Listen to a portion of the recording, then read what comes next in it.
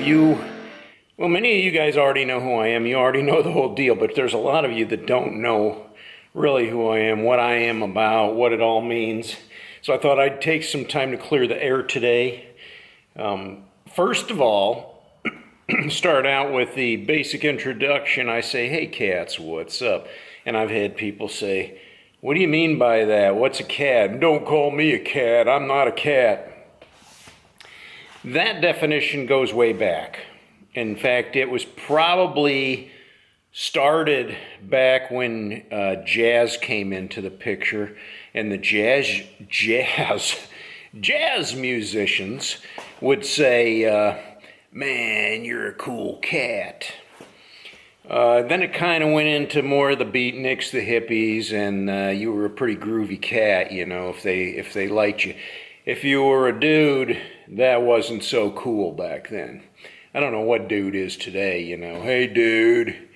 I'm not going to call you dudes. I just say, hey, cats, what's up? Cool cats. The next question I get is, where did you come up with that tag, Itchymoche?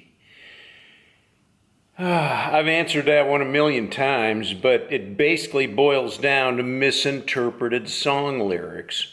You ever listen to that song, you know, over and over again, you hear it on the radio, and you try to sing along to it, and you have no idea what those words are, but you just kind of have an idea in your head what they probably are.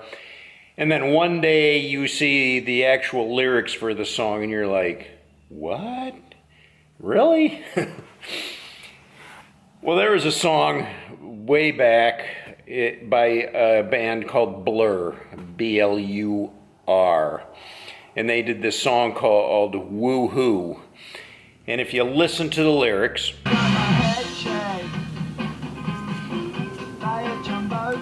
it sounds like he's saying, I got my hair cut by Itchymoche. Or that's the way we interpreted it. The lyrics are a little bit different. The actual lyrics to the song are, I got my head checked by a jumbo jet. It's really hard to tell when you listen to the song, though. It's actually impossible. You can't really decipher what the heck they're saying. That's where I got the moniker Itchymoche. Most guys call me Itchy. My real name is Mark, but I'll go by anything. I've been called a lot worse. Now, we're rolling up on the Easter weekend. It's only a couple days away. Today, Wednesday, so this Friday is Good Friday, and Sunday is Easter. We got family coming into town, so we're pretty excited about that. V's daughter and her family are coming in to visit. They're staying through the Easter weekend. We're going to have a nice Easter dinner with them. They're going to go see a Cleveland Indians ball game, and we hope to really enjoy ourselves with them. They're some really great people, and we really love them. So that's pretty exciting. In fact, they're going to be arriving here within the next hour. So that brings me to this point. When family comes into town and we're entertaining our guests and we're enjoying family, I don't know how many videos I'm going to be able to get out until next week sometime. So Sunday, we may not see a video. It's all right. It doesn't mean I'm quitting. It just means I'm enjoying some personal family time. Family comes first. And I'm not so sure that they're, movie stars or wanting to be on camera either, so I'm not going to push them into that. It might be fun if we could come up with something, but we'll see. Which brings me to my last question I get. You see T-shirts and emblems if you're a biker that say, ride hard, you can rest when you die. Ride hard, ride fast.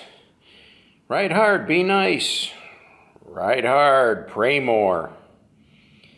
Oh, there's all kinds of them. Ride hard or stay home.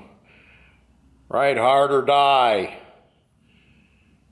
They just go on and on and on. Ride hard, live free is another one.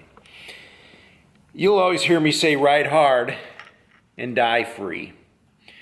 Now, that has a meaning for me. I don't know what it means to you, but it has a special meaning to me. Way back in the 70s, I went to a Sturgis rally. And I bought a t-shirt from a outlaw biker. And on the front it said, ride hard, die free. And it was a one-of-a-kind t-shirt.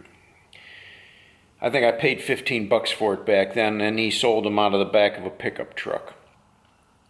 That's kind of where I got the term ride hard, die free. But to me, it means this: ride hard. You know, when you go through life, you gotta take it by the handles, and you gotta ride hard. You gotta live life for every minute, because life's too short.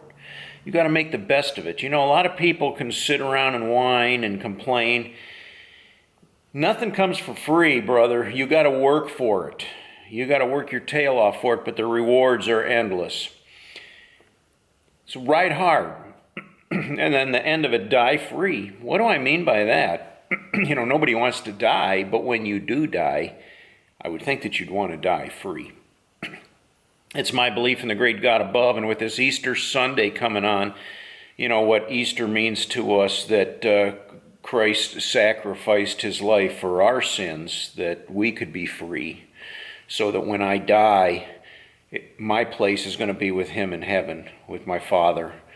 That's what die free means to me. So that sums it up in a nutshell, guys. If you have any questions about those things. Now, as for me, you can call me whatever you want.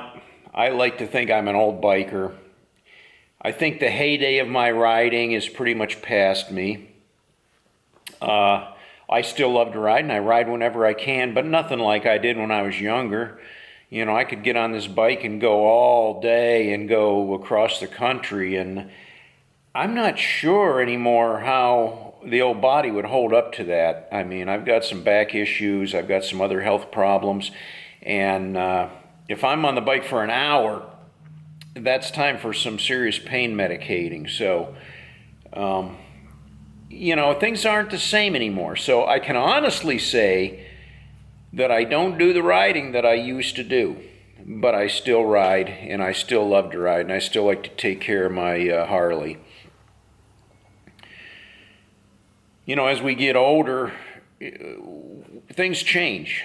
The body isn't what it used to be. We're not as agile as we used to be. The thinking starts to slow down a little bit. Reaction times slow down. And going out on the road is quite a dangerous thing. And I'm not afraid to do that, but I see more and more how more dangerous it gets, especially with people on cell phones. I mean, you've got to see it like I do. People coming left to center, people blowing through stop signs, and there's fatal accidents out here in the rural area almost every week where somebody's blown through an intersection. Why? You know, okay, you're either inebriated or you got your phone in your hand and you're, you know, playing with your phone and trying to drive at the same time. That stuff doesn't work. Ride with utmost caution, my friends. Keep your eyes on the road. Keep your ears open. Watch. Don't trust anybody. Don't take anything for granted. Until next time, guys.